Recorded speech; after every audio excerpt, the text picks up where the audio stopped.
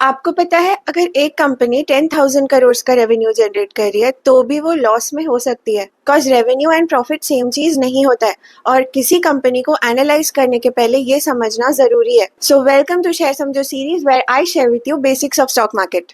Profit and loss statement, जिसको हम income statement, statement of operation, statement of earnings भी कहते हैं, इसको समझो एक कंपनी का फाइनेंशियल रिपोर्ट कार्ड। अब ये किसी स्पेसिफिक क्वार्टर का हो सकता है या फुल ईयर का हो सकता है। इससे पता चलता है किसी कंपनी ने कितना रेवेन्यू जनरेट किया, कितना एक्सपेंसेस इनकर किया और एंड में कितना प्रॉफिट किया। अब आते हैं रेवेन्यू पे। तो पीएनएल का फर्स्ट पार्ट होता है रेवेन्यू। यहाँ यूजुअली दो चीजें होती है, revenue from operations and other income. Revenue from operations company के कोर बिजनेस से आता है। अदर इनकम बिजनेस के मेन ऑपरेशन से अलग होता है, जैसे interest income, dividend, royalty, insurance claim. लेकिन पूरे कंपनी का इनकम समझने के लिए अदर इनकम को भी देखना पड़ता है, और अगर अदर इनकम अनयूजुअली हाई हो तो इन्वेस्टर्स को थोड़ा एक्स्ट्रा केयरफुल होना चाहिए। अब आते हैं एक्सपेंस साइड पे। प्रॉफिट एंड लॉस सिर्फ इनकम नहीं दिखाता है, ये भी दिखाता है कि कंपनी ने पैसे कहाँ कहाँ खर्च किया। ये एक्सपेंसेस हो सकते हैं raw materials, employ cost, finance cost, depreciation, taxes